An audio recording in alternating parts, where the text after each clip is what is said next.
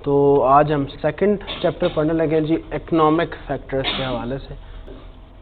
Economic environment, जैसे हमने paste analysis में डिस्कस किया था कि जिसमें हम तमाम के तमाम आपकी इकोनॉमी के अंदर जितने भी फैक्टर्स होते हैं, उर्दू से अगर हम देखें तो हमें पता चलता है कि मुआशियात, यानी कि जिसमें जैसे फ़िक्र मुआश का एक जो लफ्ज़ होता है कि जिसमें हम लोग अर्निंग्स, पेमेंट्स, मॉनेटरी वैल्यूज़ में जिस चीज़ों को हम ट्रांसलेट कर रहे होते हैं, तो हम इकोनॉमिक्स के अंदर उन चीज़ों को डिस्कस प्राइमरीली करते हैं। तो ओवरऑल अगर हम देखें तो आपकी इकोनॉमिक एनवायरनमेंट को वैसे भी दो हिस्सों में देखा जाता है। एक तो आपके जो पूरी इकोनॉमी के अंदर फैक्टर्स होते हैं वो दो तरह की कह लें कि सब एनालिसिस में बढ़ते हैं। एक को माइक्रो इकोनॉमिक इंडिकेटर्स या माइक्रो इकोनॉमिक एनवायरनमेंट बोला जाता है और एक को मैक्रो इकोनॉमिक एनवायरनमेंट बोला जाता है। आपकी जो इवन बेसिक इकोनॉमिक्स है, मेरा नहीं ख्याल इसमें उसमें कोई अलहदा से कोई चीज़ बताई जाती है, लेकिन जब आप बीबीए या एमबीए इनके सिलेबस देखते हैं तो वहाँ पे ये दो सब्जेक्ट्स अलहदा होते हैं। माइक्रो इकोनॉमिक्स का सब्जेक्ट अलहदा होता है, मैक्रो इकोनॉमिक्स का सब्जेक्ट अलहदा होता है। जैसे मैं अगर थोड़ा सा इसका हिंट देना चाहूँ तो वो ये इस तरह से है कि जैसे आप लोग जब इकोनॉमिक्स पढ़ते हैं, introduction to economics and finance है या जो भी आपका सब्जेक्ट है, तो उसमें ये जो सप्लाई एंड डिमांड के मामलात हैं, कंज्यूमर बिहेवियर के मामलात हैं, कंज्यूमर्स का प्रोपेंसिटी टू सेव, कंज्यूमर्स का प्रोपेंसिटी टू बाय, बिजनेसेस के बिहेवियर्स क्या हैं, तो ये तमाम की तमाम चीज़ें माइक्रो इकोनॉमिक एनवायरनमेंट में आती हैं। यानी कि हमारी इकोनॉमी का हिस्सा है ना, बिजनेसेस हैं और हमारे कंज्यूमर्स हैं। बिजनेसेस प्रोडक्ट्स मैन्युफैक्चर कर रहे हैं after purchasing the raw materials and consumers are consuming them after they purchase. So ये इकोनॉमिक एक्टिविटीज़ हैं, लेकिन ये part of a bigger environment है। हमारी जो बिगर एनवायरनमेंट है वो इससे बहुत बड़ी है। मैक्रो इकोनॉमिक एनवायरनमेंट वो होती है कि जिसमें आप पूरी इकोनॉमी को इन द बिगर पिक्चर देखते हैं, आप उन इंडिकेटर्स की बात करते हैं जिसका इम्पैक्ट आपकी पूरी इकोनॉमी के ऊपर होता है। और यहाँ पे भी उसका जिक्र उसने किया हुआ है, ये बेसिक्स में उसने दो लाइनों में बात की हुई है। तो माइक्रो और मैक्रो इकोनॉमिक एनवायरनमेंट का फ़र्क आपको पता होना चाहिए। जैसे आपका फॉर एग्जांपल जो ये इंटरेस्ट रेट्स के मामलात हैं, इन्फ्लेशन रेट्स के मामलात हैं, एम्प्लॉयमेंट या अनएम्प्लॉयमेंट के मामलात हैं, ये आपका एक बहुत बड़ा मैक्रो इकोनॉमिक इंडिकेटर है। आपके एक्सचेंज रेट्स हैं, ये तमाम के तमाम आपके मैक्रो इकोनॉमिक इंडिकेटर्स हैं, ना कि माइक्रो लेवल के। तो यहाँ पे इसी चीज़ का वो जिक्र करता है। तो वो कह रहा है इकोनॉमिक एनवायरनमेंट को दो में क्लासीफाई करते हैं। Micro economic environment relates to consumer behaviour, market environment, competition in the market, demand and supply forces. Macroeconomic relates to broad economic factors that affect the entire economy and all of its participants including the business। तो micro में ज़्यादातर focus businesses के ऊपर होता है, जबकि macro के अंदर उन तमाम फैक्टर्स की बात की जाती है जिसका पूरी इकोनॉमी के ऊपर एक ब्लैंकेट इफेक्ट आ रहा होता है। ठीक है जी। और जिन फैक्टर्स से हम इकोनॉमी को स्टडी करते हैं उनको फिर इकोनॉमिक इंडिकेटर्स का नाम दिया जाता है। इकोनॉमिक फैक्टर्स भी कहते हैं, इकोनॉमिक इंडिकेटर्स भी कहते हैं। और ज़्यादातर इंडिकेटर्स हमारे मैक्रो इकोनॉमिक एनवायरनमेंट के होते हैं। ठीक है। इकोनॉमिक इंडिकेटर्स को अगर हम वैसे डिफाइन करना चाहें, इकोनॉमिक इंडिकेटर्स क्या है? ऐसे वेरिएबल्स जो हमें कुछ इंडिकेट करें, कुछ बताएं अबाउट द इकोनॉमी, कि इकोनॉमी कहाँ पे खड़ी है। नाम से जाहिर है इकोनॉमिक इंडिकेटर क्या है? These are those variables that try to tell you something about the economy. Economy कहाँ पे खड़ी है, या इसने कैसा परफॉर्म किया over the number of years, और how is it suppose to perform in the next coming weeks, months, whatever the forecasted period is. So economic indicator बोलते भी उसी को हैं, और यही से मेरा ख्याल है आगे से डिस्कशन आपकी है। ठीक है जी। तो what is an economic indicator? देखो वो जिक्र भी कर रहा है, economic indicator is a type of economic data on a macroeconomic level that helps in evaluating the overall economy of a country। लेकिन what I have given you the definition या concept, हमेशा किसी भी वर्ड को define करने जाए ना, मैं आपको एक यूनिवर्सल मेथड बताऊं, उसकी एटमोलॉजी पे चले जाया करें। एटमोलॉजी ये वर्ड आया कहाँ से? Economic indicator, anything that is trying to indicate you something about the economy. तो आपकी जो इकोनॉमिक इंडिकेटर्स हैं मैक्रो लेवल एनवायरनमेंट में, उसको उसने तीन हिस्सों में बांटा है। उसने कहा है एक इकोनॉमिक इंडिकेटर्स ऐसे हैं जो कि आपको आपके पास के बाद जी, एक है leading economic indicators. Leading economic indicators वो हैं कि जो आपको मदद देंगे about forecasting about the next few months, कि ये वो इंडिकेटर्स हैं जो कि आपको हेल्प आउट करेंगे बताने में कि how the economy is expected to go or in which direction it is expected to go over the next few weeks or in the next few months। ये आपको forecasted economic position बताने में मदद देंगे। ये ऐसे indicators होंगे, उनको क्या बोलेंगे?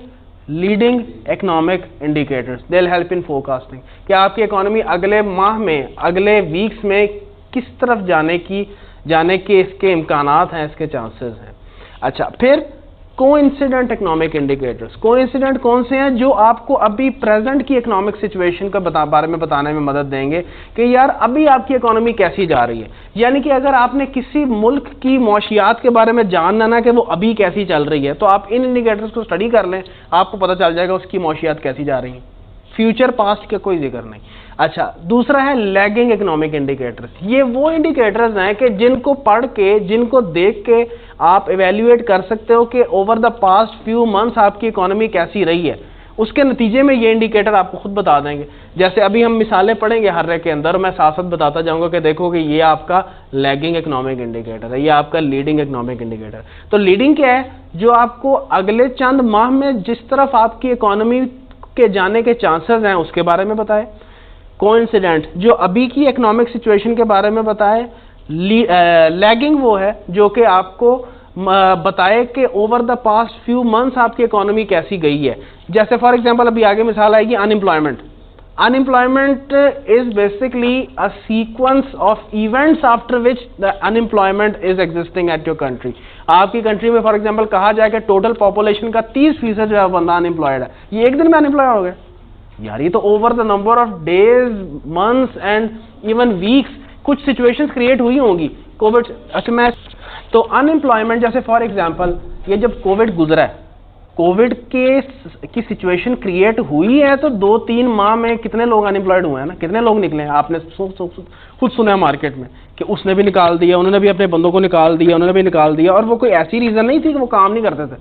जाहिर है वो उनके ऑपरेशन नहीं चल रहे, और सैलरीज फिक्स कॉस्ट वो कहाँ से पे करें अगर उनके पास पैसे ही नहीं आ रहे, वो आगे कहाँ से पे करें।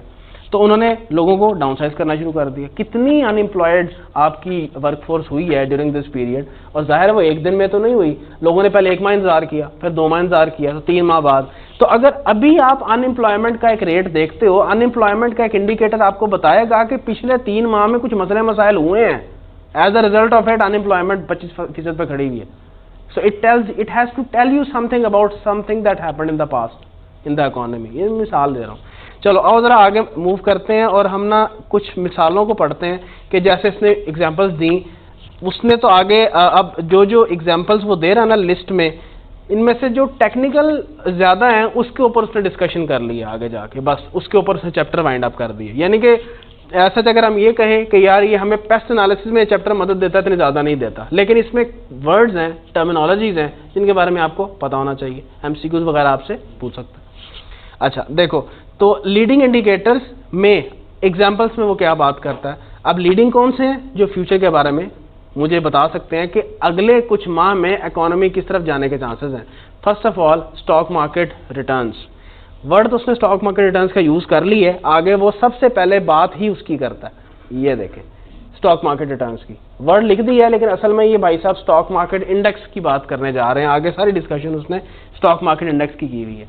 स्टॉक मार्केट इंडेक्स, या यूं कह लो कि जो स्टॉक मार्केट इटसेल्फ है, ये आपको बताती है कि आपकी करंटली इकोनॉमी कैसी है और आगे क्या एक्सपेक्टेशन है कि ये किस तरफ जाएगी। और इसका इंडिकेटर क्या होता है? स्टॉक मार्केट का index.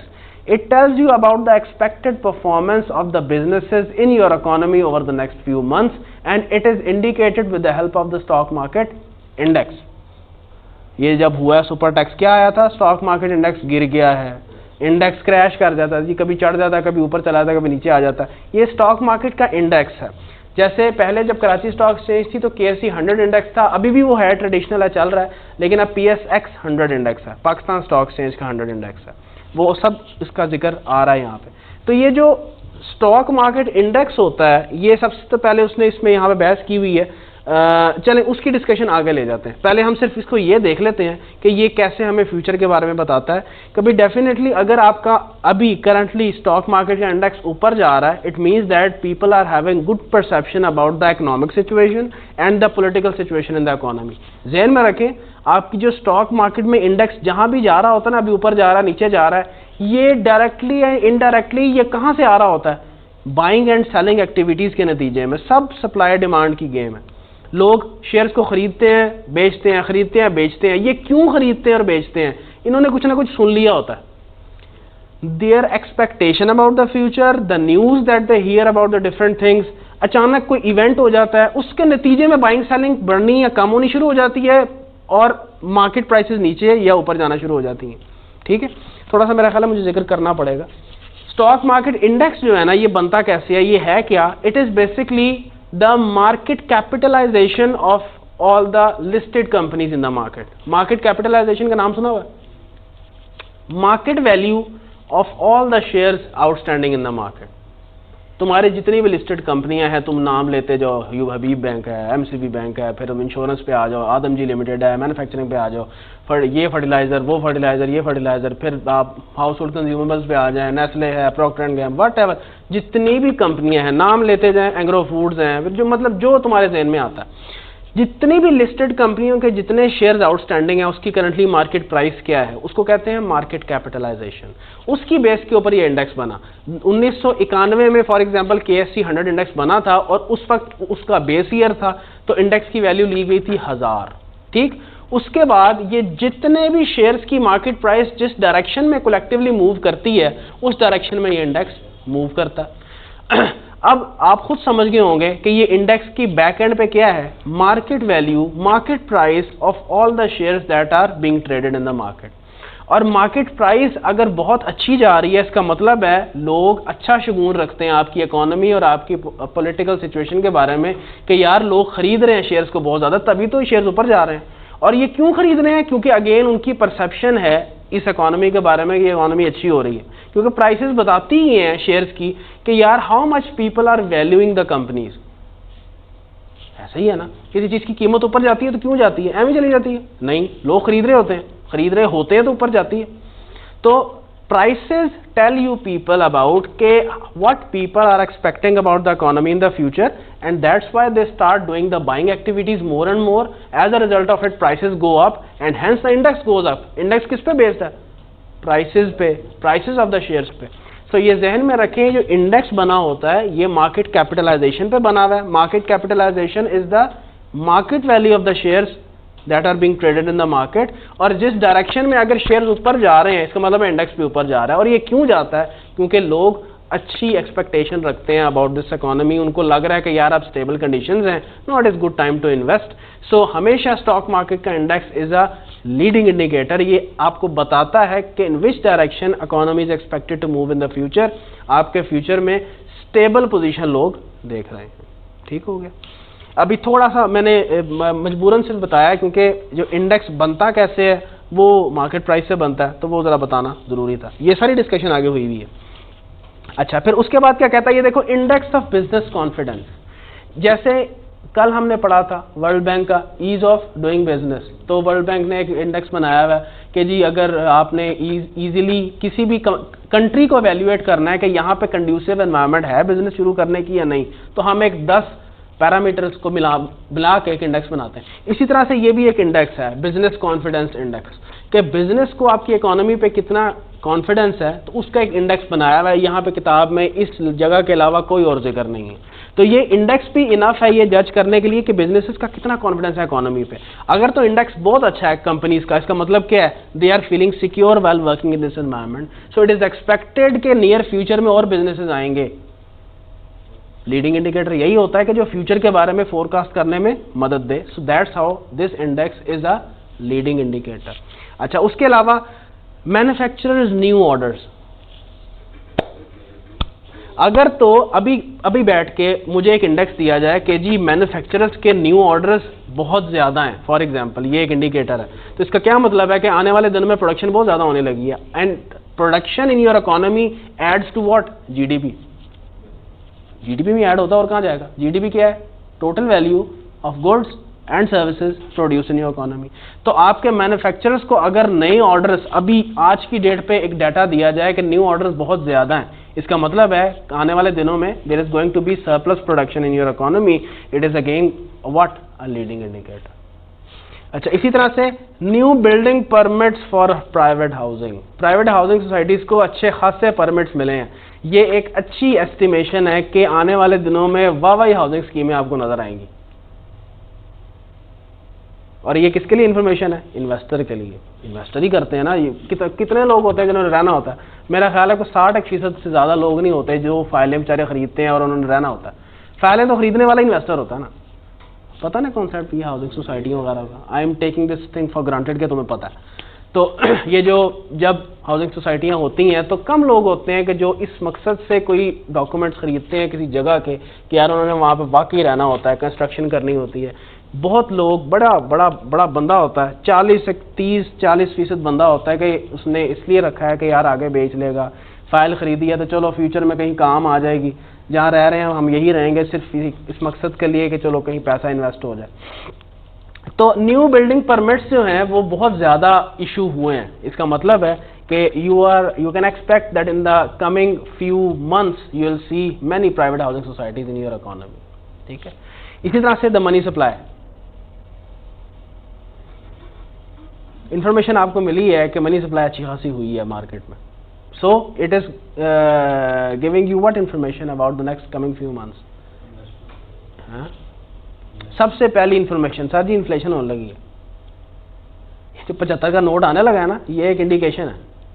ये मनी सप्लाई की इंफॉर्मेशन आपको मिली है। It is an indication, it is a leading indicator sir और इन्फ्लेशन होने लगी है। मनी सप्लाई, ये तुमने सुना हुआ है कि जब नोट छापा जाता है तो इन्फ्लेशन होती है, ये सुना हुआ है?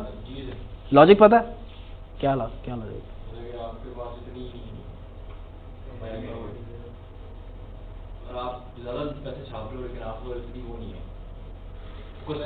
इसको 3 जगहों से प्रूव किया जा सकता है।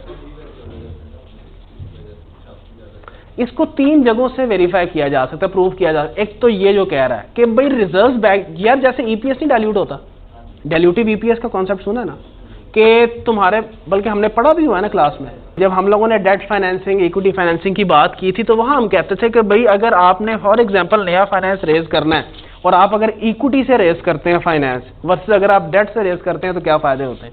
इक्विटी से फाइनेंस रेज करोगे तो अगर तुमने अर्निंग्स चेंज ना की, अर्निंग्स तुम्हारी ना बढ़ी, तो तुम्हारे डिनोमिनेटर में शेयर्स बढ़ जाएंगे, तो ईपीएस डाइल्यूट हो जाएगा। ये वहां पढ़ाया था मैंने आपको। अच्छा चलें 12। तो 3 जगहों से इस पॉइंट को प्रूव कर सकते हैं। एक तो ये जो कह रहा है बैक एंड पर रिजर्व्स उतना ही है, उसके अगेंस्ट तुमने सप्लाई बढ़ा दी है इन प्रोपोर्शन टू दैट। तो आपने, इन अदर वर्ड्स, पहले वो रिजर्व्स फॉर एग्जांपल 10 लाख नोटों के लिए थे, अब वो रिजर्व्स कितने नोटों के लिए? फॉर एग्जांपल तुमने 1 लाख नोट और बढ़ा दिए तो 11 लाख नोटों के लिए। तो हर नोट के लिए जो करेंसी की जो बैक एंड पर रिजर्व्स थे वो कम है। So hence you have reduced the value of each note. Secondly, money supply अगर बढ़ती है आपकी इकोनॉमी में तो भाई सीधी सी बात है, सप्लाई डिमांड के डायनामिक्स है। मनी को भी ऐसे ही ट्रीट करो जैसा कमोडिटी है। किसी चीज़ की अफरात कर दोगे, इसको अफराते ज़र बोलते हैं जब पैसा बढ़ जाता है, तो किसी चीज़ की सप्लाई बढ़ा दोगे तो सर सीधी सी बात है उसकी प्राइस नीचे ही जानी है।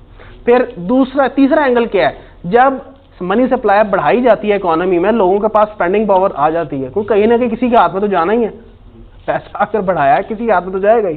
सो it means that in whose hands those money has gone, तो वो उसको स्पेंड करेगा। ओवर स्पेंडिंग होगी तो प्रोडक्ट्स की प्राइसेस,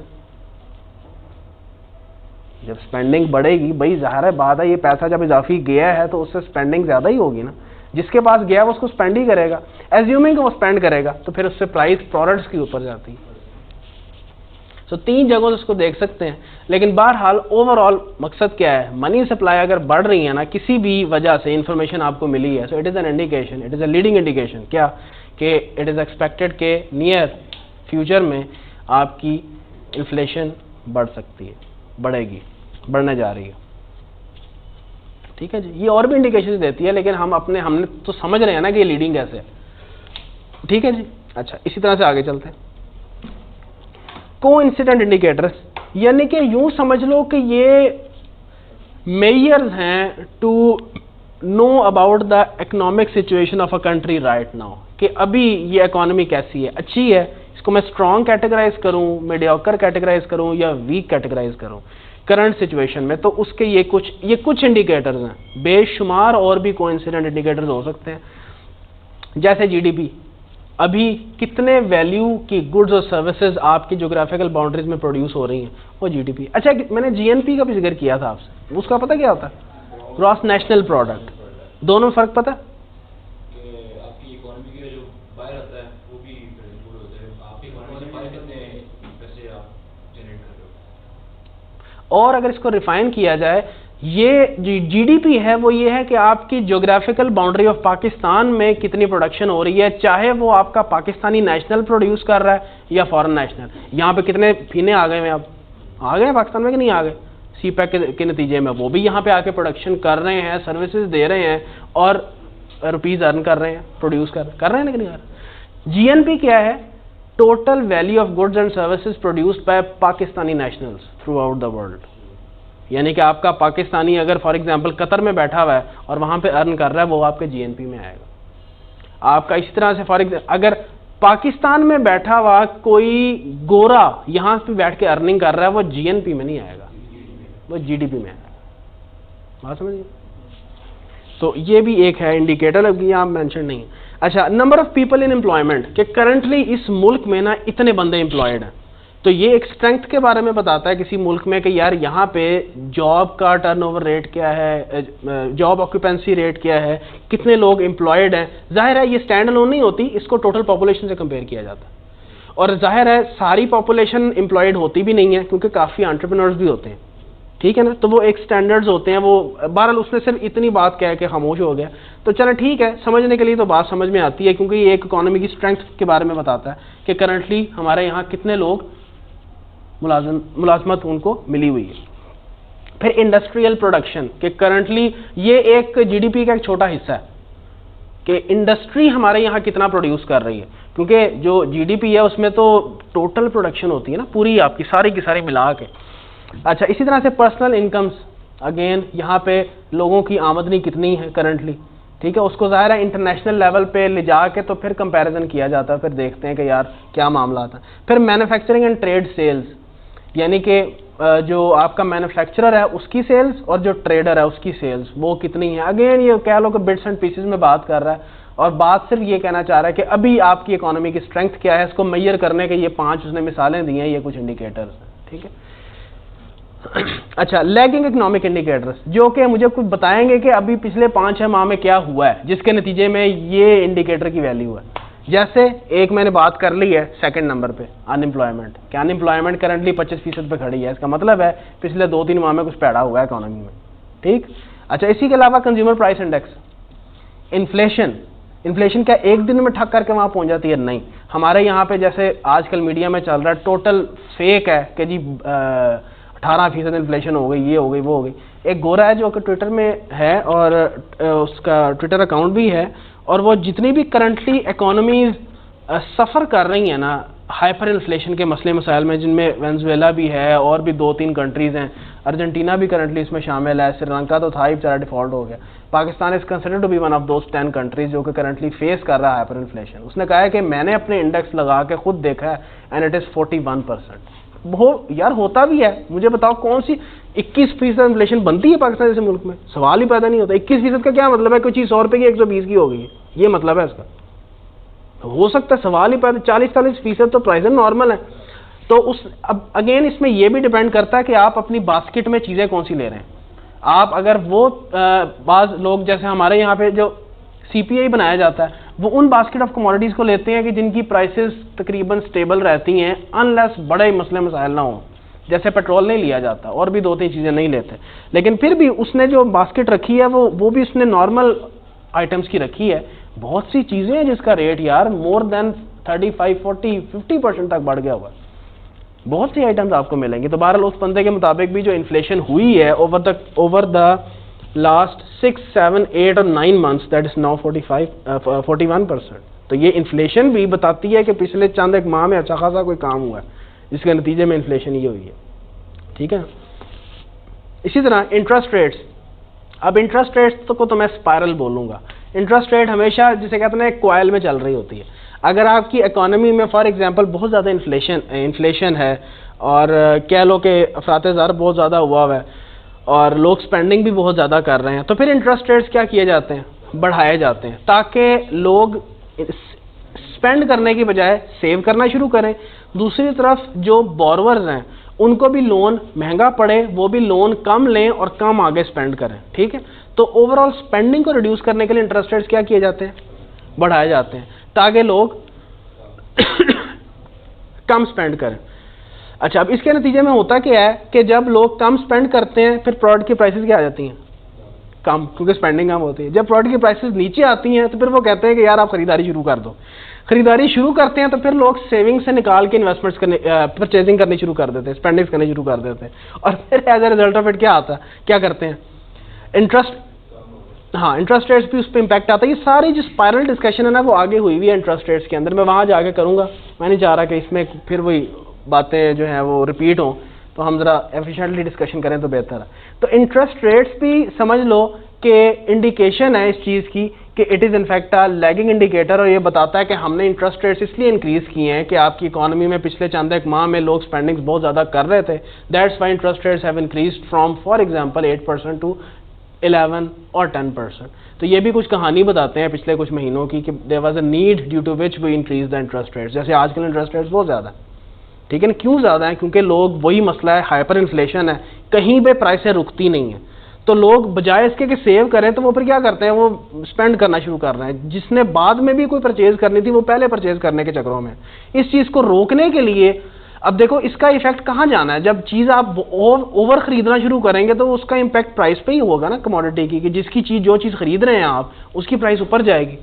तो इन्फ्लेशन कंट्रोल करने के लिए फिर इंटरेस्ट रेट बढ़ाया जाता है। तो कोई अगर बाहर से गोरा आके हमारा इस कोई एसपीपी का जर्नल पढ़ेगा और देखेगा कि इंटरेस्ट रेट यहाँ पे गए हुए हैं, तो उसको वो कहानी पता चलेगी बैक एंड पे कि असल में ये हुआ था कि यहाँ पे इन्फ्लेशन बहुत ज़्यादा थी, जिसकी वजह से इसको बढ़ाया गया।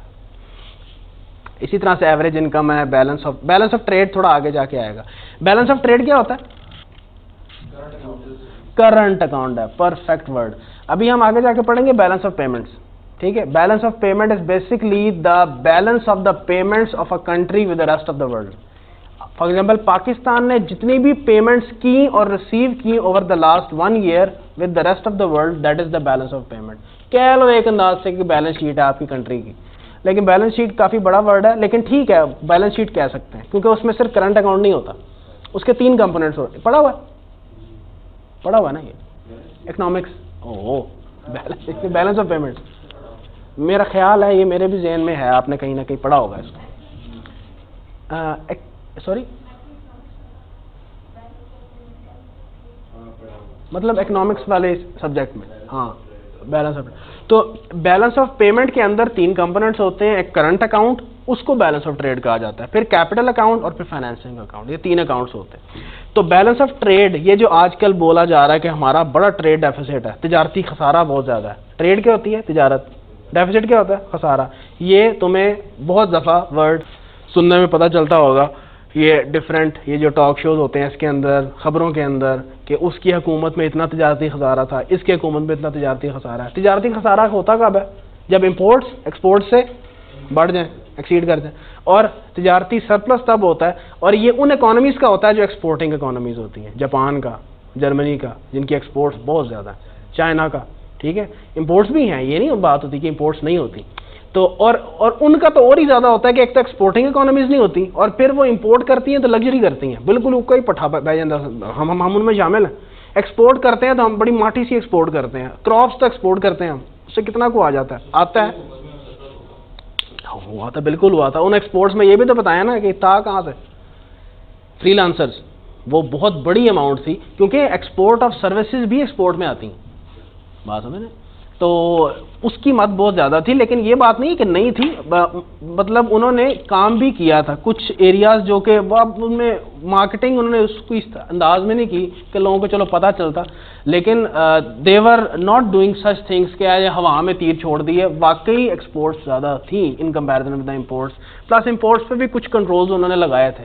कुछ कंट्रोल्स तो मजबूरन लग गए कोविड की वजह से। आपको याद होगा कि उन दिनों में डॉलर बड़ा अच्छा चला गया था, क्योंकि इंपोर्ट्स वैसे रुक गई थी, ये एक बहुत बड़ी रीज़न थी। और उस वक्त बहुत से लोग थे जो कि फ्रीलांसिंग पे शिफ्ट हो गए थे, तो डुअल इम्पैक्ट आया था। फ्रीलांसर एक तरफ बैठ के वो एक्सपोर्ट्स कर ही जा रहा था, दूसरी तरफ इंपोर्ट्स वैसे ही बंद हुई थी, ट्रेड वैसे ही रुकी हुई थी इंटरनेशनली। तो बहरहाल बैलेंस ऑफ ट्रेड से हम बात कर रहे थे। तो बैलेंस ऑफ ट्रेड हमें एक लीडिंग इंडिकेटर है कि लैगिंग है, ये एक लैगिंग इंडिकेटर है। ये हमें बताता है लैगिंग के पिछले अरसे में मैंने इंपोर्ट्स ज़्यादा की इन कंपैरिजन विद एक्सपोर्ट्स, तभी तो ट्रेड डेफिसिट आगे खड़ा हुआ। एक दिन में थोड़ी ट्रेड डेफिसिट खड़ा हो जाएगा आके इतने बिलियंस का। So again it is a lagging indicator, ठीक है ना। चल इनमें से काफ़ी हद तक वो, अब आगे देखो इसकी अप्रोच पता क्या है पूरे चैप्टर में, ये जो इसने एग्जांपल्स दी है ना, उन एग्जांपल्स में से वो इंडिकेटर्स जो कि इसने समझा कि यार चलो इसको थोड़ा सा मजीद भी डिस्कस कर लेना चाहिए, उसने आगे मेंशन कर दिया। जैसे स्टॉक मार्केट रिटर्न्स मैंने अभी आपसे डिस्कशन की है, उसमें सारी डिस्कशन वही है जो कि मैंने आपके साथ की है। स्टॉक मार्केट इंडेक्सेस के बारे में बताया कि हमारे यहाँ कौन कौन से स्टॉक मार्केट इंडेक्सेस हैं। अच्छा, उसके बाद फिर आगे आके कहता है इन्फ्लेशन क्या होती है जी, इन्फ्लेशन में डिस्कशन और इसका इम्पैक्ट बिजनेस पे कैसे होता है। अच्छा, और फिर आगे क्या करेगा, मेरा ख्याल है इंटरेस्ट रेट्स इनका इम्पैक्ट बिजनेसेस पे कैसे होता है। अच्छा, इसी तरह से अनएम्प्लॉयमेंट क्या होती है जी, अनएम्प्लॉयमेंट का इफेक्ट बिजनेसेस पे क्या होता है। अच्छा, इसी तरह से आगे वो कहेगा बैलेंस ऑफ पेमेंट्स क्या होती हैं जी, बैलेंस ऑफ पेमेंट्स के अंदर 3 कंपोनेंट्स हैं और 2-3 मुल्कों की मिसालें दे के इसने क्लोज कर दी है। फिर आगे ये एक उसने चार्ट दे दिया आपको कि जी पाकिस्तान की हिस्ट्री क्या है ओवर द लास्ट, मेरा ख्याल है क्वार्टर्स या मंथ्स कह रहा है कि आपके पाकिस्तान की बैलेंस ऑफ पेमेंट्स की पोजीशन क्या है। आपने फिगर्स के रटा नहीं लगाना, ये वैसे उसने दिया है आपके अपने जर्नल स्टडी करने के लिए, तुझे रटा लान बैजो के है वैल्यू ये दी है वैल्यू, ये सिर्फ वैसे इंफॉर्मेशन उसने दी है आपको। मेरा ख्याल है इसका सोर्स होगा, यहाँ पे लिखा हुआ इसने सोर्स है, स्टेट बैंक ऑफ पाकिस्तान से उसने उठाया डाटा। आप जाएं एसबीपी में आपको ऐसा ऐसा डाटा मिलेगा, जिस किस्म का डाटा चाहिए आपको डाटा मिल जाएगा।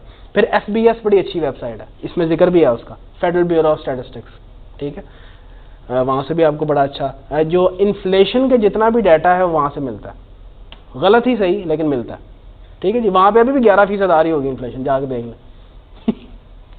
फिर आगे उसने बताया कि यार चलो जीडीपी बजो से डिस्कस करते हैं, जीडीपी क्या चीज़ है। वही चीज़ जो कि हमने पहले बतौर मिसाल पढ़ी है, नॉमिनल और रियल जीडीपी का कंपैरिजन दिया है और आगे उसने टेबल बताया कि यार ये हमारा जीडीपी की सूरत हाल रही है 2019, 20 और 21 में। अगेन आपने कोई याद करने की ज़रूरत नहीं है। और इसमें सिर्फ वो नहीं है आपका जीडीपी, और भी चीज़ें हैं कि यार आपका रियल जीडीपी इतना, इस सेक्टर में इतना, इस सेक्टर में इतना, वो सारा उसने बाइफरकेट करके बताया हुआ। ये भी मैं सिर्फ आपको राउंड अप करा रहा हूँ, ये मैं आपको वो नहीं करवा रहा, वो समझे कि टपाट पू दिया। मैं सिर्फ आपको झलक दिखा रहा हूँ कि इस चैप्टर में अप्रोच उसने क्या यूज़ की है, ठीक है। कि पहले उसने इंडिकेटर्स में जाके इंडिकेटर्स की मिसालें दे दी हैं, आगे उन इंडिकेटर्स में से जिस पे उसने मुनासिब समझा कि हम थोड़ी बहस कर लेते हैं, उसने आगे डिस्कशन कर ली। आए हम भी बहस कर लेते हैं जी सर। स्टॉक मार्केट रिटर्न्स, यहाँ से हम जरा तुम इसकी रीडिंग शुरू करो। Stock market is considered as one of the leading indicators of where the economy will be in the near future. The performance of the stock market is measured through stock market index. Stock market index is the index of the market capitalization of a section of the stock market. Market capitalization is the market value of a publicly traded company's outstanding shares. It is equal to the share price multiplied by the number of shares outstanding. It measures the company's worth on the open market as well as the market's perception of its future prospects. बस ठीक है, enough है। Market capitalization could be based on free float या full cap. इसको जरा पढ़ लें एक दफ़ा। Free float means, free float क्या होता है, फुल कैप। बड़ा सिंपल है, it is very much understandable, पढ़ के पता चल जाएगा। व्हाट क्या मतलब है इसका, पढ़ो हमारा। Free float means proportion of total shares issued by a company that are readily available for trading at the stock exchange. It generally excludes the shares held by controlling directors, sponsors, promoters, government and other locked-in shares not available for trading in the normal course. बिल्कुल सही। आपकी जो listed companies होती हैं उसके जो share holding का जो स्ट्रक्चर होता है, कभी आपको अगर इत्तेफाक हुआ हो किसी भी लिस्टेड कंपनी का जो पूरा शेयर होल्डिंग जो उसकी बैलेंस शीट पे आ रहा होता है कि हमारे फॉर एग्जांपल 1 मिलियन शेयर्स हैं of ₹10 each, paid up capital 10 million लिखा हुआ आएगा। ये 1 मिलियन का ना एक शेयर होल्डर स्ट्रक्चर होता है कि ये 1 मिलियन किस किस के पास है, इसमें से कितने शेयर्स डायरेक्टर्स के पास हैं, कितने शेयर्स स्पॉन्सर्स वो हैं कि जिन्होंने शुरू में जब बिजनेस खड़ा किया होगा तो कुछ लोग शुरू में इंगेज होते हैं आपके साथ, बतौर अंडर राइटर्स इंगेज होते हैं बात, और कितने जो हैं वो फॉर एग्जांपल आपके स्पॉन्सर्स के अलावा प्रोमोटर्स भी होते हैं।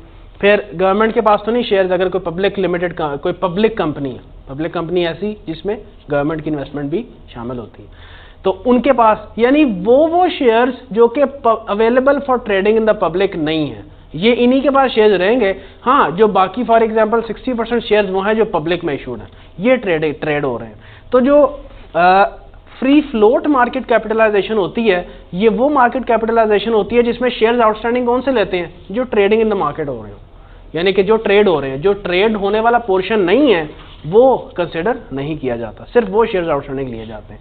जबकि फुल कैप क्या होता है, जिसमें सारे के सारे शेयर्स लिए जाते हैं, चाहे वो अवेलेबल फॉर ट्रेडिंग हैं या अवेलेबल फॉर ट्रेडिंग नहीं है। तो वो कह रहा है कि full cap includes all of the shares issued by the companies. अच्छा जी, अब आगे स्टॉक एक्सचेंज इंडिसेस। हमारे यहाँ जो स्टॉक एक्सचेंज इंडिसेस हैं वो हमारी यहाँ पे स्टॉक मार्केट की परफॉर्मेंस और हमारे कंपनीज की परफॉर्मेंस के बारे में बताते हैं, जिसमें सबसे पहले KSE 100 इंडेक्स सबसे पुराना इंडेक्स है। क्या कहता है उसके बारे में?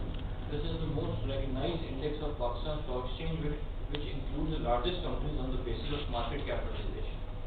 The index represents 85% of all the market capitalization of the exchange. Exactly तो ये सारी की सारी कंपनीज के सारे शेयर्स को रिप्रेजेंट नहीं करता, आपके पाकिस्तान की जो टोटल लिस्टेड कंपनीज की मार्केट कैपिटलाइजेशन है उसके 85% को रिप्रेजेंट कर रहा, ठीक है। It is calculated using free float market capitalization methodology, यानी कि फ्री फ्लोट वाला मेथोडोलॉजी यहाँ यूज हो रही है, यानी कि जो ट्रेडेबल शेयर्स हैं, अवेलेबल फॉर ट्रेडिंग है, सिर्फ उन शेयर्स को लिया जा रहा है और वो भी 85%, ठीक, यानी 85% कंपनियों के समझ लो। सो ये 1991, ये देखो उसमें लिखा हुआ है यहाँ पे 1991 में शुरू हुआ था और इसकी इंडेक्स की वैल्यू उस वक्त क्या ली गई थी, स्टार्ट जब किया गया था 1000, this was the base year. उसके बाद मार्केट कैपिटलाइजेशन जिस डायरेक्शन में मूव करती चली गई, that was basically linked with this index.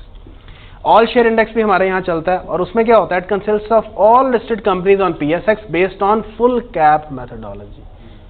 अच्छा, एक ना KSE 30 इंडेक्स भी होता है। 30 इंडेक्स में 30 कंपनियां शामिल है, सिर्फ टॉप की 30 जिनकी मार्केट कैपिटलाइजेशन सबसे ज़्यादा है वो 30 कंपनियां ली जाती हैं। लेकिन अब चूंकि PSX आ चुका है, पाकिस्तान स्टॉक एक्सचेंज, तो वो इतना ज़्यादा यूज़ में नहीं है। ज़्यादातर तुम्हें KSE 100 इंडेक्स को ही नज़र तुम्हें आएगा। अच्छा जी, आगे उसने वही चीज़ का जिक्र किया है कि स्टॉक एक्सचेंज इंडेक्सेस जो हैं और बिजनेस डिसीजंस ये कैसे आपस में लिंक्ड होते हैं। यहाँ पे उसने सिर्फ एक बात की है, पूरी बात उसने कंप्लीट नहीं की। पहले पैराग्राफ की अगर मैं बात करूँ, जरा इसको पढ़ो क्या कहता है, फिर मैं उसको एक्सप्लेन करता हूँ। Stock markets movements can impact companies in a number of ways. The rise and fall of share price value affects a company's market capitalization and therefore its market value.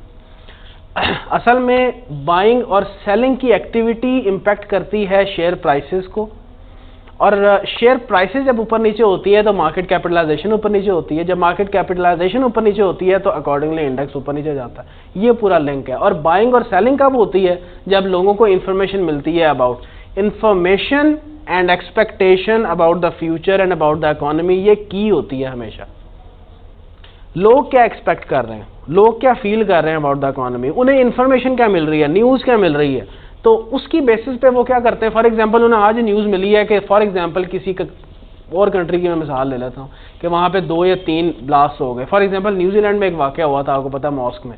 अब as a result of it, जैसे कोई ऐसा political या कोई economic down turn आता है, कोई भी ऐसा कोई बुरा इवेंट होता है, उसका इम्पैक्ट सीधा स्टॉक मार्केट पे होता है। लोग ना शेयर बेचने शुरू कर देते हैं कि पता नहीं उनकी हो जाएगा।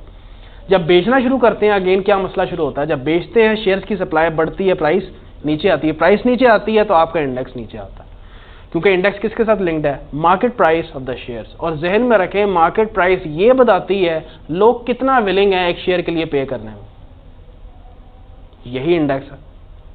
तो ये देखो, इसलिए मैं नहीं समझता कि ये लाइन पूरी है। वो कहता है rise and fall of share prices affects the market capitalization. ठीक है, क्योंकि मार्केट कैपिटलाइजेशन बेस्ड ही प्राइसेस पे है, and therefore it's market value. मतलब अजीब ही बात है, ये तो ऐसी बात है कि पढ़ के वैसे भी पता चलता है कि यार इसमें कोई ऐसी कोई नया लर्निंग ऑब्जेक्टिव नहीं है। आगे बार क्या क्या कहता है, businesses also consider stock performance in decisions related to issue of shares. If a stock is performing well, a company might be encouraged to issue more shares because they will be able to raise more capital at a higher value. बात समझ आती? क्योंकि वो ये कह रहा है stock market index का बिजनेस डिसीजंस पे क्या इम्पैक्ट है। वो कह रहा है अगर आपकी शेयर प्राइसेस हाई हैं तो आप शेयर नए इशू करने के लिए मोटिवेटेड होगे, क्योंकि आपकी हर प्राइस की कीमत, हर शेयर की कीमत क्या है, हाई। तो आप इस सिचुएशन में अगर नया शेयर इशू करोगे तो वो हाई प्राइस पे करोगे, ज़्यादा पैसा आपको रिसीव होगा। तो वो ये बात कर रहा है कि स्टॉक मार्केट का इंडेक्स लोगों की बिजनेस डिसीजंस पे कैसे इफेक्ट होगा। तो शेयर इशू करना ये भी तो बिजनेस डिसीजन है ना, इट्स अ फाइनेंसिंग डिसीजन। तो लोगों के बिजनेसेस के फाइनेंसिंग डिसीजंस पे इट कैन इफेक्ट। इसी तरह से आगे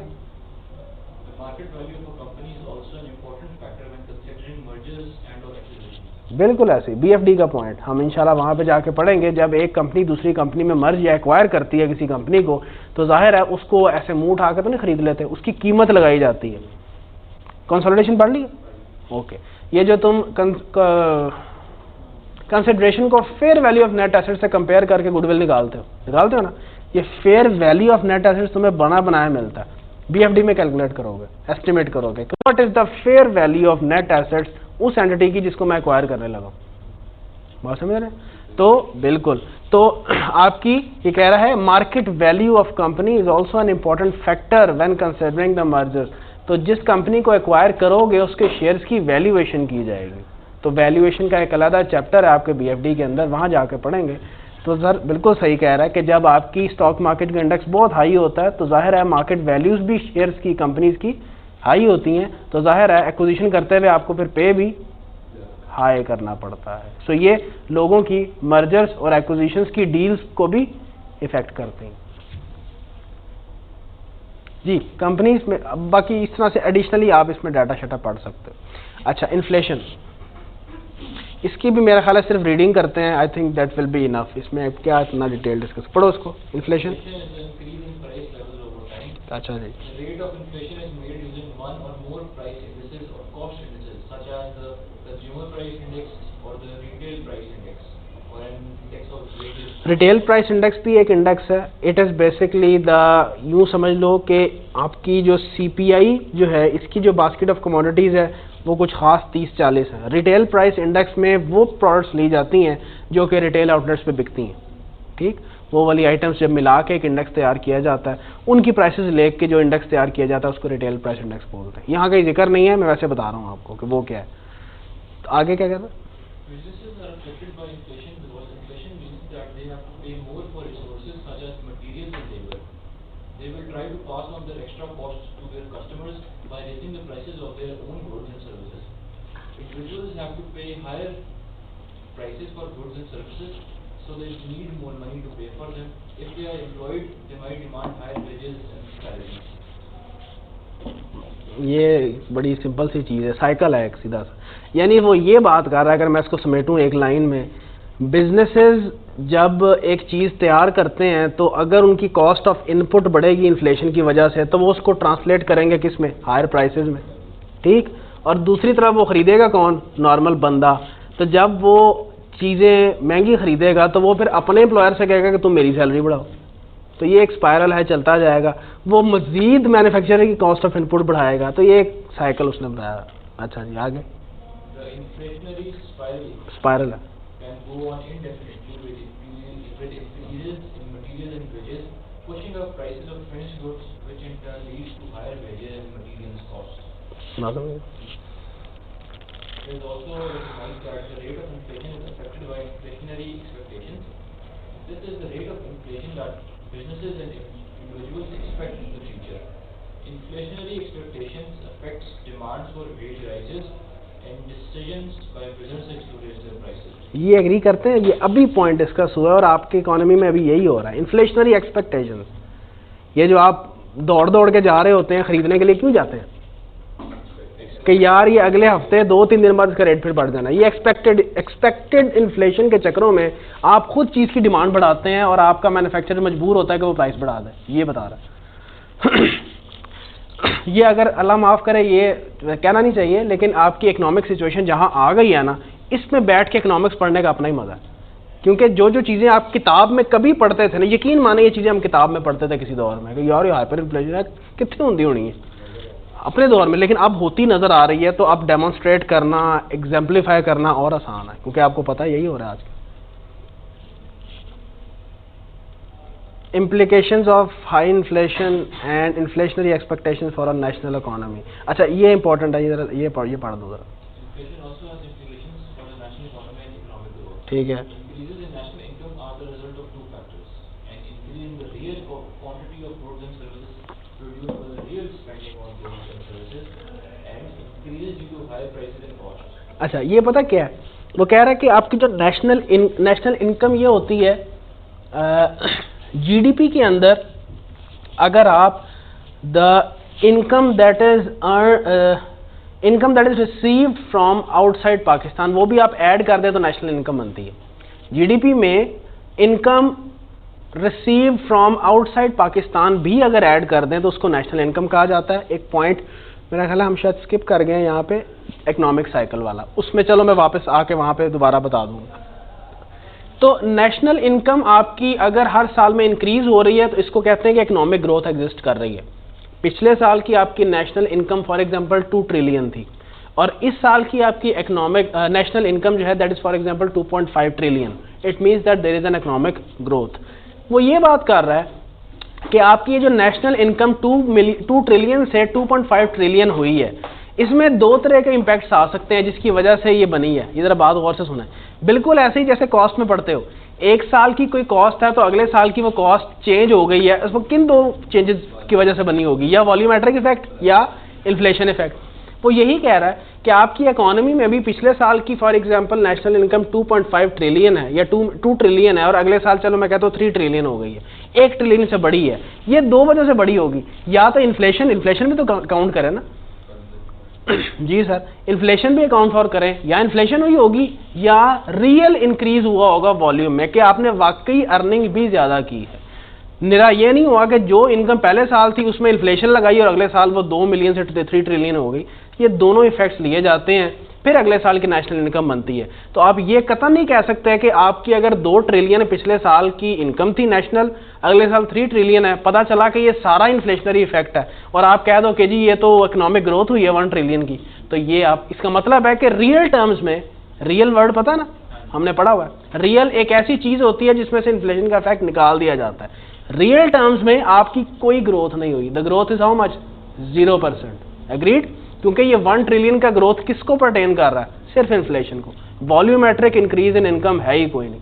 तो ये वो जिक्र कर रहा है, कह रहा है increase in national income are result of 2 factors, या तो increase in the real quantity of goods and services produced होगा and real spending on the goods and services. ठीक है, या तो वाकई क्वांटिटेटिवली वॉल्यूमेट्रिकली इंक्रीज हुआ गुड्स एंड सर्विसेज की प्रोडक्शन में और उसकी स्पेंडिंग, उसके ऊपर जाहिर है अगर आपने प्रोड्यूस किया तो किसी ने स्पेंड करके इसको खरीदना ही है ना।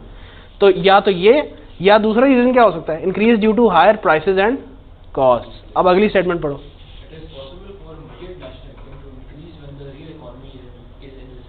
हो सकता है कि रियल टर्म्स में इकोनॉमी रिसेशन में है।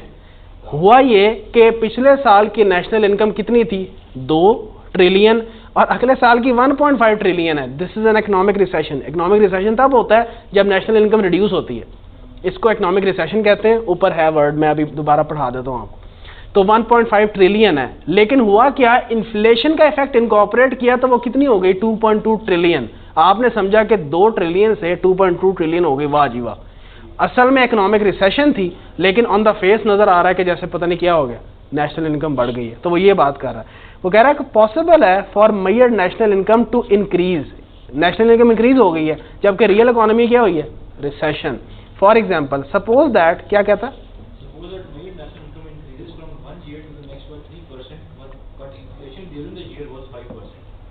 This indicates that the real economy has gone into recession and is 2% lower. बात समझ गए? चलें आगे क्या कहता? सर जो हमारा था 3.9% हमारा जो हमारी वो एक्सपेक्टेड ग्रोथ थी जीडीपी, वो रियल थी क्या?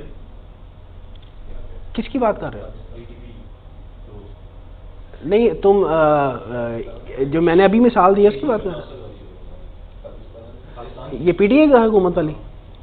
मुझे इत्तेफाक नहीं हुआ देखने का कि वो रियल जीडीपी है या नॉमिनल है। जीडीपी भी 2 तरह की होती है।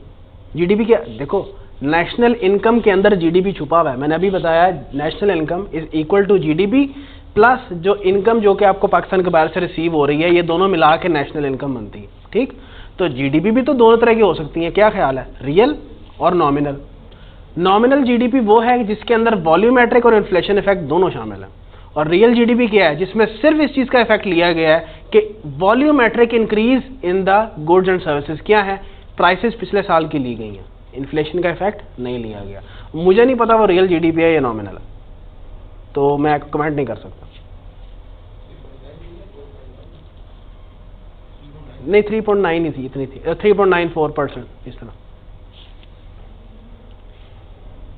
तो और ये इस चीज़ का जिक्र है, जीडीपी वो आपके साथ डिस्कस करेगा और नीचे बताएगा क्या गया ये जीडीपी थोड़ा सा उसने एक्सप्लेन किया हुआ है। और अगले पेज पे ये देखो नॉमिनल जीडीपी क्या होता है, रियल जीडीपी क्या होता है। अच्छा किधर गया,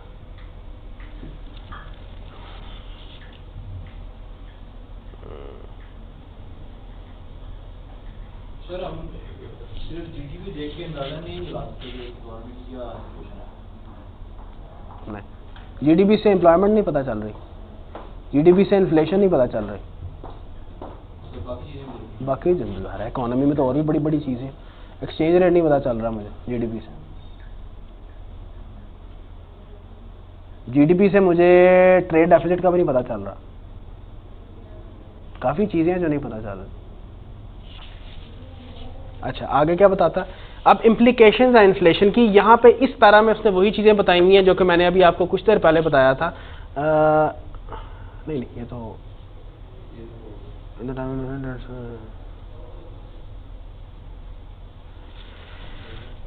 नहीं, ये पढ़ दो, ये डिस्कस करते हैं।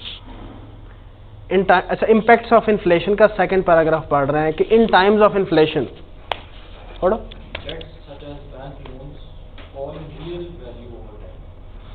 In time of inflation, debts such as bank loans fall in real value over time. Agree करते हैं? कैसे? वैल्यू कम होती है। हाँ? एग्जैक्टली अभी करते हैं, इस पर डिस्कशन करते हैं। पहले मैं आपको आपकी अपनी डेली लाइफ से मिसाल दूंगा, फिर आपको ज़्यादा अच्छा समझ आएगा। पहले पैरा पूरा पढ़ दो, क्या कहता है? बोरोवर्स गेन करते हैं from the following real value of debt. अच्छा at the same time lenders and savers lose because the value of their loan or savings fall. For example, an individual with cash savings might be earning 3% after tax when inflation is 5%. If so, he is losing 2% in real terms each year. The effect of inflation is therefore to shift wealth from savers and lenders to borrowers. इस situation में जबकि हमारे यहाँ पे बड़ी inflation है, चलें इस ये जो डिस्कशन कर रहा है इसको अपनी जगह पर रखें, जो बड़ी ज़्यादा इन्फ्लेशन है, इस वक्त में जिसने अपने घर में पैसा रखा हुआ है ना और उस पर कुछ अर्न नहीं कर रहा, ऐसी समझ लें कि उसके पैसा पड़ा डिवैल्यू हो रहा है, पड़ा। क्यों? वक्त गुजरने के साथ साथ इसकी परचेजिंग पावर ख़त्म होती जा रही है। आज तुमने अपने तकिए के अंदर पेट लपूट के रोल बना के तो उसको 1 लाख रुपया रखा हुआ है अपने उसमें, आज ये 1 लाख रुपए से शायद फॉर एग्जांपल तुम एक चीज़ खरीद सको, आज से 2 महीने बाद तुम वो चीज़ नहीं खरीद सकोगे, तो परचेजिंग पावर पड़े एरोड हो रही है। अच्छा देखो इसी तरह से जब तुम बैंक से लोन लेते हो, आज की डेट पे तुमने ना, चलो मैं लीज से मिसाल देता हूँ, बड़ा अच्छा समझ आ जाएगा। तुमने आज ही गाड़ी जो कि 27 लाख की कल्टस है वो तुमने लीज करा ली है, 27 लाख की लीज हो गई। आज ही बैंक ने एक इंटरेस्ट रेट एग्री कर लिया, उसके हिसाब से अमोर्टाइजेशन स्केड्यूल बना, किस्तें तैयार हो गई। अब मुझे खुद बताएं, बैंक ने आज की डेट पे लॉक नहीं कर लिया कि उसको किस्तें क्या मिलनी है एक रेट के ऊपर, तो मुझे खुद बताएं 5 साल में इन्फ्लेशन कहां से कहां चली जाए, बैंक उस लॉक इन रेट पे आपसे किस्तें ले जा रहा है कि ले जा रहा? उसूलन पे उसको क्या करना चाहिए, इंटरेस्ट रेट भी अपना इंक्रीज करना चाहिए, क्योंकि अभी जो एक किस्त ले रहा है वो फॉर एग्जांपल आपकी जो किस्तें बनी ना 5 साल की माहाना किस्त बनती है, मैं मिसाल ही दे रहा हूं सर, इमेजिन करें वो 3 लाख बनती है, नहीं बनती होगी इतनी, कुछ और बनती होगी, 2.5 लाख बनती है।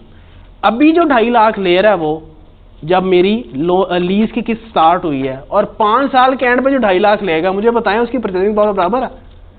रियल वैल्यू ऑफ, ये जो बात कर रहा है, real value of debt decrease करता है। बोरोवर के लिए ये चीज बड़ी फायदेमंद है, उसने आज 2.5 लाख पे करना है और जब पैसे की परचेजिंग पावर बहुत कम हो जानी है तभी उसने 2.5 लाख ही पे करना है। तो जो लोन लेने वाला है उसके लिए फायदा है, वो ये जो वैल्यू ऑफ डेट रिड्यूस हो रहा है बैंक के लिए, उससे कौन फायदा उठा रहा है? बोरोवर। तो वो ये बात कर रहा है कि रियल टर्म्स में बैंक को बड़ा नुकसान होता है। लेकिन वो बैंक्स जो फ्लोटिंग इंटरेस्ट रेट्स पे एग्री कर जाते हैं उनको फ़ायदा होता है, लेकिन वो भी फ्लोटिंग इंटरेस्ट रेट ऐसे नहीं होता, वो तो इंटरेस्ट रेट्स के हिसाब से इंटरेस्ट रेट्स मूव होते हैं, वो रियल वैल्यू ऑफ डेट में तो कोई चेंज नहीं ला रहा होता, अनलेस आपकी इकोनॉमी के इंटरेस्ट रेट्स भी उसी डायरेक्शन में मूव करें तब जाके बैंक्स को फ़ायदा होता, ठीक है ना। तो ये पॉइंट रेस कर रहा है कि कैसे इन्फ्लेशन बढ़ने से जो बंदा लोन दे रहा है उसकी रियल वैल्यू ऑफ डेट जो होती है ना वो रिड्यूस हो रही होती है। क्यों? क्योंकि purchasing power of the money that keeps on reducing over the number of days, weeks and months when there is an inflation in your economy. बाकी उसने नीचे जो है ना वो क्विक ग्लांस दिया हुआ है, ये आप इसको पढ़ लेना 2 लाइनों में कि पाकिस्तान के इन्फ्लेशन रेट क्या है जी। 2021 में 11% है जी। इसी तरह इंटरेस्ट रेट्स हैं, इसको भी पढ़ लो एक दफा। हाँ पढ़ो पढ़ो। Increase in interest rates will discourage investment as it would be more difficult for companies to earn adequate return on projects. However, it might encourage people to save, thus resulting in availability of more funds for investment, which would put downward pressure on interest rates. Spiral, Consumption would fall. पूरा spiral है। शुरू कहाँ से कर रहा है? Increase इन interest rate से लोग सेव करने आएंगे, दूसरी तरफ जिसने लोन लेना होगा वो लोन नहीं लेगा। क्यों? क्योंकि उसकी कॉस्ट, अब तो तुम कॉस्ट ऑफ फाइनेंस भी पढ़ चुके हो, वो जब लोन उठाएगा तो हाई कॉस्ट ऑफ डेट पे उठाएगा, हाई कॉस्ट ऑफ फाइनेंस होगी, तो आगे जिस भी प्रोजेक्ट में इन्वेस्ट करेगा तो उसको बड़ा हाई रिटर्न अर्न करना पड़ेगा to justify the cost of finance. बात समझ रहे हैं? तो उसके लिए मुश्किल है, तो इसलिए वो लोन नहीं निकालता, लोन नहीं लेता। तो अब उसके नतीजे में क्या होगा? लोग सेविंग्स की तरफ आएंगे। तो however it might encourage the people to save, thus resulting in availability of more funds for investment which would put downward pressure on the interest rates. Consumption would fall for a number of reasons. High interest rates encourage people to save. This would put downward pressure on consumption. High interest rates would result in lower disposable income for those people with loans and mortgages. High interest rates make it more expensive to borrow. This would reduce consumption. Okay. इसी तरह से ये 2 सिर्फ मिसालें पढ़ दो, ये enough है। For example the banking sectors profitability, For example, the banking sector's profitability increases with an increase in interest rate. Institutions in banking sector such as retail banks, commercial banks, investment banks, insurance companies, and brokerages have large cash holdings in the form of customer balances and other business activities. बिल्कुल ठीक है। तो ये देखो वो कह रहा है कि जैसे इंटरेस्ट रेट्स अगर बढ़ रहे हैं, क्योंकि अल्टीमेटली तो हमने पेस्ट में ये देखना होता है ना कि बिजनेसेस पे कैसे इफेक्ट हो रहा है। अगर आपके इकोनॉमी में इंटरेस्ट रेट्स बढ़ रहे हैं, क्योंकि गवर्नमेंट की इंस्ट्रक्शंस है कि आप इंटरेस्ट रेट्स बढ़ाएं, तो फिर उस सूरत में फ़ायदा किसको होता है? बैंक्स को होता है, क्योंकि ज़ाहिर है लोग फिर सेव करने की तरफ आते हैं, तो जाहिर है बैंक के पास ही पैसा रखवा रहे हैं ना, तो उन लोगों को फिर फ़ायदा होता है, उनकी प्रॉफिटेबिलिटी इन्हेंस होती है, उनको मज़ीद पैसा मिलता है फॉर लैंडिंग फर्दर, ठीक है ना। लेकिन दूसरी तरफ एक ये मसला भी होता है कि लेने वाले भी कम होते हैं कंपैरेटिवली। लेकिन उसने सिर्फ एक साइड रख के आपसे पॉइंट डिस्कस किया है। इसी तरह से आप 3rd पैराग्राफ में पढ़ो टेक्सटाइल इंडस्ट्री। अब इंटरेस्ट रेट्स अगर बढ़ेंगे तो टेक्सटाइल सेक्टर में क्या मसला आएगा, वो ये बात कर रहा है। कहता है कि जब आपके टेक्सटाइल सेक्टर की बात करते हैं तो अगर आप इंटरेस्ट रेट्स हाई रखोगे तो ईज ऑफ डूइंग बिजनेस, हमने कल इंडेक्स पढ़ा है, उसके अंदर एक चीज़ है अवेलेबिलिटी ऑफ क्रेडिट, कल हमने पढ़ा ना, उसका एक इंडिकेटर है, एक पैरामीटर है कि अवेलेबिलिटी ऑफ क्रेडिट अगर है और कितना इजीली है, कितना लेस कॉस्टली है, ये बताता है कि कितना ईज ऑफ डूइंग बिजनेस है। तो वो कहता है कि अगर हम टेक्सटाइल की मिसाल लें, increase in interest rate has increase the cost of doing business in the industry which makes it less competitive in the international market, especially when compared to countries like Bangladesh and Vietnam, which are taking a larger share of textile exports due to a fall in। तो ये वो वाली सारी बात कर रहा है कि अगर आप और दीगर मुल्कों की बात करें जैसे वियतनाम है या बांग्लादेश है, currently Bangladesh is more stronger than Pakistan and India, for your information, ठीक है जी। तो वो ये बात कर रहा है कि आपकी कंपेरेबल इंडस्ट्री जो कि और भी लोग टेक्सटाइल एक्सपोर्ट करते हैं वो फिर ज़्यादा कंपेरेटिव हो जाएंगे इंटरनेशनली, क्योंकि ज़ाहिर है जो हमारे यहाँ पे टेक्सटाइल की जो इंडस्ट्री है वो उसको इतना ईज ऑफ डूइंग बिजनेस नहीं मिलेगा। जब लोन नहीं मिलेगा वो कैसे ऑर्डर्स को कंप्लीट करेंगे, उनको फाइनेंस चाहिए। तो इम्पैक्ट बता रहा है कि इंक्रीज इन इंटरेस्ट रेट्स का इफेक्ट कैसे पड़ता है। इसी तरह आगे बिल्कुल उलट बात करेगा डिक्रीज इन इंटरेस्ट रेट्स का, ये आप खुद पढ़ लीजिएगा। और नीचे उसने जो स्टेट बैंक की मॉनेटरी पॉलिसी है उसका उसने एसपीपी का क्वार्टरली रिपोर्ट का बता दिया कि यार इंटरेस्ट रेट आपका क्या क्या चल रहे थे जब कोविड था, ये 2 लाइनों में बताया हुआ उसने।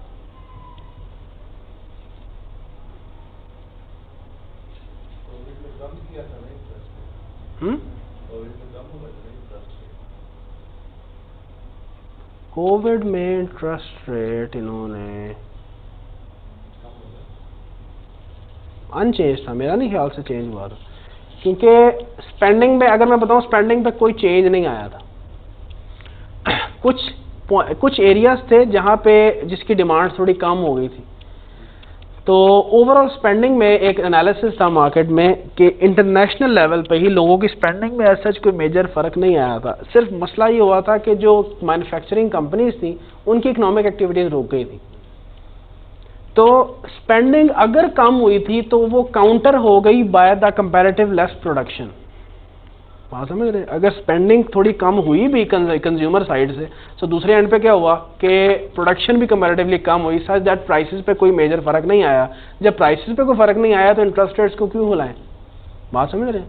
तो इकोनॉमी ऑन द होल थोड़ी बैलेंस साइड पे ही थी, इतना को फर्क ज्यादा अगर पड़ा था तो मजदूरों को पड़ा था जो बिल्कुल लोअर लेवल पे हैं। ज़ारा जो दिहाड़ीदार है, जो डेली जिसने कमा के घर लेके जाना है, वो कहाँ से कमाए?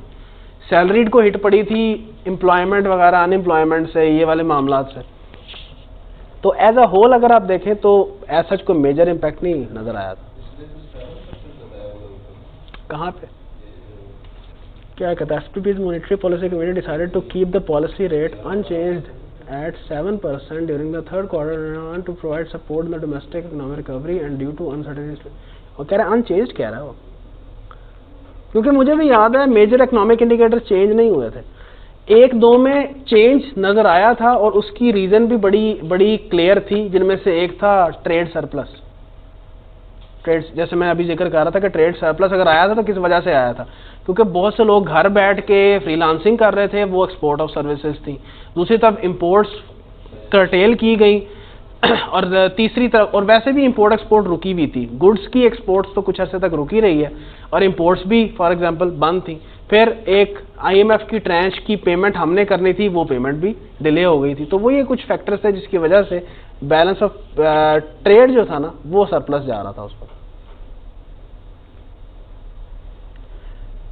अच्छा, ये कोई इतना ज़्यादा कॉम्प्लेक्स नहीं है कि अनएम्प्लॉयमेंट क्या है, उसका इम्पैक्ट बिजनेसेस पे क्या है, ये आप अपने पास होम असाइनमेंट के तौर पे रख लें। बैलेंस ऑफ पेमेंट ये, बल्कि ये 2, मैं चाह रहा हूँ जीडीपी का जो एक फॉर्मूला दिया हुआ ना वो मैं थोड़ा सा डिस्कस कर लूँ। ये 2 हेडिंग्स आप अपने पास रख लें फॉर रीडिंग।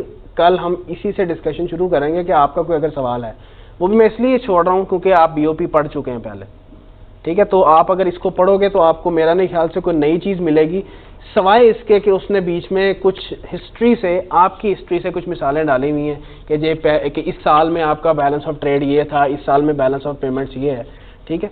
तो ये 2 चीज़ें सिर्फ, ठीक है? जीडीपी की मैं थोड़ा फॉर्मूला ये डिस्कस करना चाहता हूँ आपसे। क्या कहता है? ग्रॉस डोमेस्टिक प्रोडक्ट पढ़ो जरा।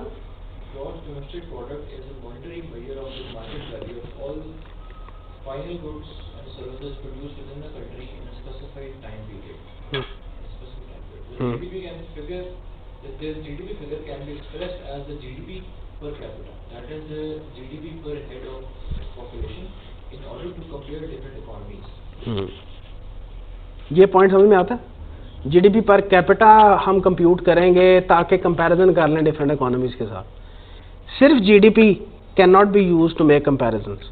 बिल्कुल ऐसे जैसे हम एनपीवी निकालते हैं और हम कहते हैं एनपीवी इटसेल्फ जो है हम कंपेयर करें डिफरेंट प्रोजेक्ट्स की, कंपेरेबल नहीं है क्योंकि वो तो एब्सोल्यूट फिगर है। बिल्कुल ऐसे ही अगर 2 कंपनियों का प्रॉफिट दे दिया जाए तो प्रॉफिट की बेस पे कंपैरिजन नहीं, रिटर्न ऑन इन्वेस्टमेंट, जब तक उसको किसी परसेंटेज या रेशो में कन्वर्ट नहीं करोगे, कॉमन साइजिंग नहीं होगी, कंपैरिजन नहीं हो सकता। इसीलिए आईआरआर यूज किया जाता है, वो एक परसेंटेज आइटम है या रेशो, वो कुछ ऐसी मिल जाए जो कि प्रोजेक्ट्स को फिर आपस में कॉमन साइज कर देती है, कंपैरिजन करना आसान हो जाता है। लाइकवाइज एक कंट्री की जीडीपी फॉर एग्जांपल 3 ट्रिलियन है, मैं आपको मिसाल दे रहा हूँ। आप कहें, ये बड़ा कॉमन आर्गुमेंट दिया जाता है, आप कहते हैं कि जीडीपी इंडिया की इतनी है, इतने ट्रिलियन है, और आप कहते हैं पाकिस्तान की फॉर एग्जांपल 10 बिलियन है, आप साथ बोलते हैं कि नहीं बोलते, उनकी आबादी कितनी है, बोलते हैं कि नहीं बोलते हैं। तो कॉमन साइजिंग करने के लिए क्या किया जाता है सर, जीडीपी पर कैपिटा निकालें, उनकी जो इतनी ह्यूज जीडीपी है उनको उनकी पॉपुलेशन से डिवाइड करें। हमारी जो जीडीपी कम सही, लेकिन हमारी अपनी पॉपुलेशन से डिवाइड करें ना, पता चल जाता है कि हर बंदे ने कितना प्रोड्यूस किया, हर बंदे की कंट्रीब्यूशन कितनी है। ये हम क्या कर रहे हैं, इसको कहते हैं कॉमन साइजिंग करना। इसलिए कहते हैं कि जो रेशियो या परसेंटेज होती है ये हमेशा क्या करती है, कॉमन साइजिंग, ये कंपेरेबिलिटी इंश्योर करती है। तो वो इसलिए कह रहा है कि GDP per capita usually calculate की जाती है और हम कंपैरिजन एस्टैब्लिश करते हैं कि किस कंट्री का कितना है। अच्छा, और क्या कह रहा, GDP figure can be express, बाकी फॉर्मूला है, फॉर्मूला क्या है, ग्रॉस जीडीपी कैसे निकलती है, सी प्लस आई प्लस जी प्लस एक फैक्टर है एक्स माइनस एम। क्या क्या है हर factor, C is equal to the amount of consumption in the economy, I is the amount of investment in the economy, G is the amount of government spending in the economy, X amount of exports from the economy, M is equal to amount of imports into the economy. In other words, GDP is the total output from all the sectors of an economy, primary sector, secondary sector. अच्छा ये जो formula है ना, ये मुझे अगर मौका मिलता है तो मैं ना आपसे ये शेयर करूंगा। ये जो बीबीए या एमबीए में जब हम लोग माइक्रो और मैक्रो इकोनॉमिक्स डिटेल में पढ़ते हैं ना, मैक्रो इकोनॉमिक्स, तो वहाँ पर एक बड़ी इंटरेस्टिंग एक पिक्चर है, मेरे पास घर में किताब भी पड़ी हुई है फॉरेन ऑथर की, बड़ी अच्छी किताब पिक्चर है वो जीडीपी को समझने के लिए। वो एक एक स्टेप में एक्सप्लेन करता है कि अब मैं इसके अंदर ये चीज़ ऐड कर लूँ तो इसको ये कहते हैं, इसमें ये चीज़ ऐड कर दूं तो इसको मैं ग्रॉस नेशनल इनकम कहूँगा, इसमें ये चीज़ ऐड कर दें तो इसको मैं जीएनपी कहूँगा, इसमें ये ऐड कर दें तो अब ये जीडीपी बन गया। और जीडीपी के जहन में रखो, जीडीपी के ना समझ लो कि एक कॉइन है और उसके दो रुख हैं। एक तरफ वो है जो उसको प्रोड्यूस कर रहा है, एक तरफ वो जो कि उसको पर स्पेंडिंग कर रहा है। एग्री करते हैं ना, एक तरफ वो एंटिटी बैठी हुई है जो प्रोड्यूस कर रही है और दूसरी तरफ वो है जो कि उसको कंज्यूम कर रही है। दोनों साइडें नहीं ले सकते वरना तो फिर डुप्लीकेशन हो जाएगी। स्पेंडिंग और कंजम्पशन, स्पेंडिंग और प्रोडक्शन साइड दोनों नहीं ली जाती, दोनों में से कोई एक साइड यूज कर लें तो आप जीडीपी पे पहुंच जाएंगे। इसी तरह से इस तरफ अगर सर्विस प्रोवाइडर बैठा हुआ है तो दूसरी तरफ उस सर्विस को कंज्यूम करने वाला बैठा हुआ है after making payment for that. ठीक, अगेन इस तरफ स्पेंडर है, इस तरफ प्रोड्यूसर है, तो या तो प्रोड्यूसर की साइड से जीडीपी को देख लो या स्पेंडर की साइड से। मैं इसी चीज को ना आपको स्पेंडर की साइड से बताता हूं। ये देखो, सबसे पहले वो कह रहा है सी किसको कहते हैं, amount of consumption in the economy, I क्या है, amount of investment in the economy, G है समझ लो amount of investment by the government. ये देखो ये जो आई है ये amount of investment in the economy है। ये कौन कर रहा है, बिजनेसेस कर रहे हैं। आई बिजनेसेस को पर्टेन, ये जितनी तुम्हारे बिजनेसेस लगे हुए हैं ये जो इन्वेस्टमेंट करते हैं, ये किस तरह की इन्वेस्टमेंट करते हैं मुझे आप बताएं। इन्वेस्टमेंट्स किस तरह की करते हैं, कैपिटल इन्वेस्टमेंट्स, या जितनी कितनी हमने कैपिटल इन्वेस्टमेंट्स की हैं, इन्वेस्टमेंट अप्रेजल की हैं, किस तरह की इन्वेस्टमेंट्स करते हैं ये लोग, मशीन्स, प्लांट्स, लैंड, ये सब उसकी खरीदारी है, कैपिटल इन्वेस्टमेंट्स है।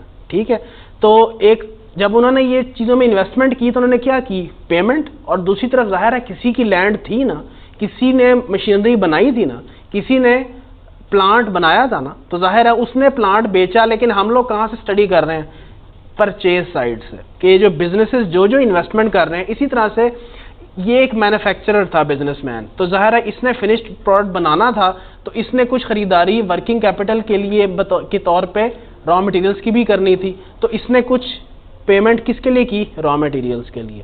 तो ये कुछ खरीद हो गई किसकी साइड से, बिजनेसेस की साइड से। ठीक है, अभी जो चीजें फाइनल बन के ये बिजनेसेस चीजें बना के बेच रहे हैं, अभी मैंने वो साइड नहीं ली, वो भी तो हमारी total value of goods and services में आएंगी ना। अच्छा, इसके अलावा आप गवर्नमेंट पे आ जाओ, गवर्नमेंट भी तो कुछ स्पेंडिंग्स कर रही है। जो गवर्नमेंट स्पेंडिंग्स कर रही है वो किस तरह की स्पेंडिंग्स कर रही है, फॉर एग्जांपल उसने ये पूरा ब्रिज खड़ा करना है, उसने रोड्स बनानी है, उसने ये ओवरहेड ब्रिजेस बनाने हैं, उसने ये ट्रेन्स बनानी है, उसने ट्रांसपोर्टेशन नेटवर्क बिछाना है, तो उसके लिए जाहिर है एक कंस्ट्रक्शन कंपनी से रब्ता करेगी, वो अपनी सर्विसेज देंगे। इन अदर वर्ड्स ये गवर्नमेंट स्पेंड ही कर रही है ना, और किसी को पे कर रही है फॉर द सर्विसेज जो कि उसको वो सर्विसेज दे रहे हैं कंस्ट्रक्शन कंपनियों वाले। इसी तरह से ये जितनी भी इंफ्रास्ट्रक्चरल चीज़ें बन रही हैं उसके लिए मटेरियल लग रहा है, कंक्रीट है, सीमेंट है, सरिया है, बजरी है, ये कोई ना कोई प्रोड्यूस ही कर रहा है ना, और गवर्नमेंट उसके लिए पे कर रही है।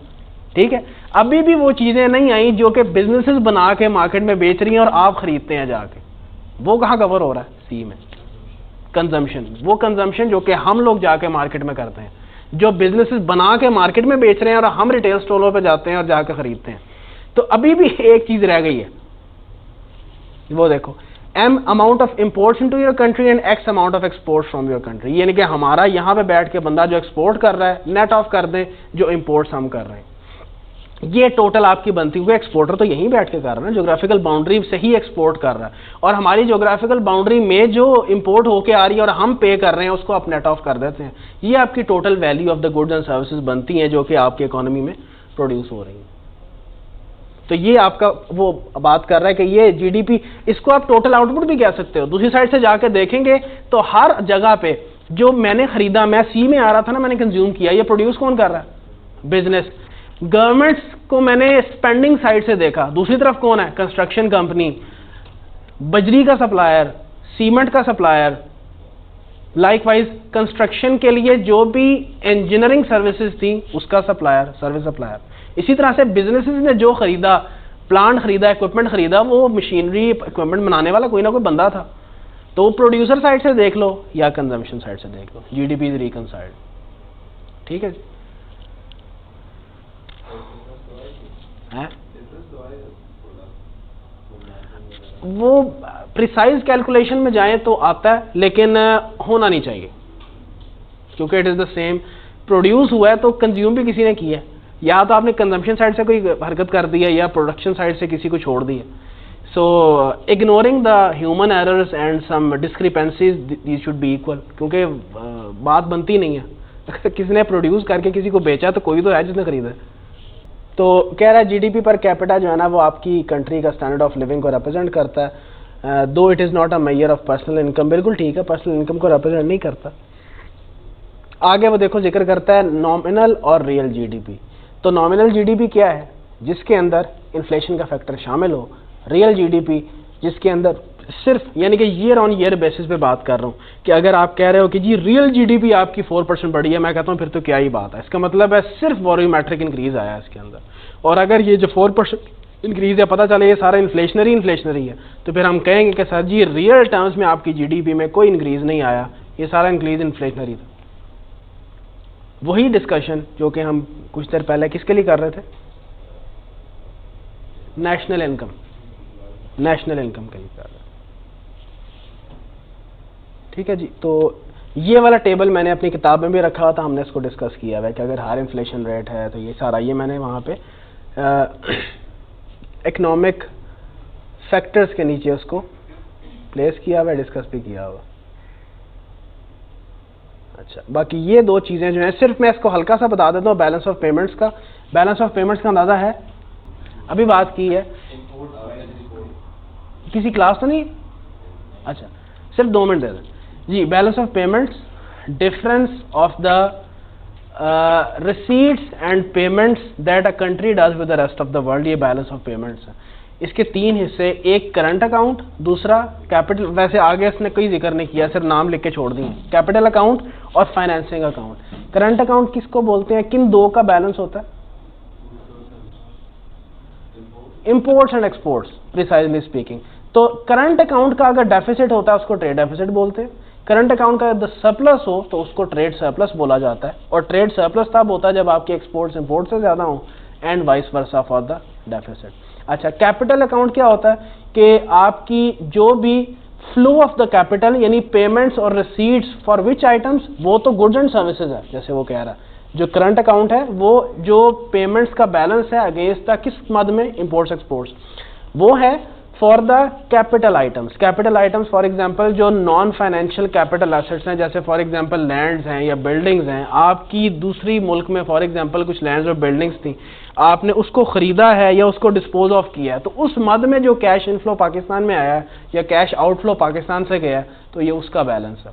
फाइनेंसिंग अकाउंट में क्या होता है कि जब आपने अक्रॉस द बॉर्डर कुछ इन्वेस्टमेंट्स की into the financial assets, for example bonds हैं या उनके अपने कोई शेयर्स हैं उस अक्रॉस द बॉर्डर, उनकी परचेज या उनकी डिस्पोजल, आपके कंट्री में कोई बंदा वहाँ पे उसने इन्वेस्टमेंट की या वहाँ की इन्वेस्टमेंट डिस्पोज ऑफ करके पाकिस्तान में पैसा लेके आया। तो जब फाइनेंशियल एसेट्स में इन्वेस्टमेंट्स हो या डाइवेस्टमेंट्स हो, उस मद में कैपिटल आए या जाए पाकिस्तान से, उस अकाउंट, वो किस अकाउंट में उसकी रिफ्लेक्शन होती है? फाइनेंसिंग अकाउंट में। अगेन ये तीनों मद में जो पैसे आ रहे हैं और जा रहे हैं, ये तीनों मिला के क्या बनाता है? बैलेंस ऑफ पेमेंट्स बनाता है। तो बहरहाल ये मैंने आपको पढ़ने के लिए दिया था। तो बहरहाल ये टेक्निकल पॉइंट है, मैं डिस्कस कर चुका हूँ। अनएम्प्लॉयमेंट और बीओपी ये आप खुद पढ़ के, तो कल हम जब पॉलिटिकल चीज़ें डिस्कस कर रहे होंगे तो शुरू हम यहीं से कर लेंगे, आपका कोई पॉइंट हुआ तो उसको एड्रेस कर लेंगे।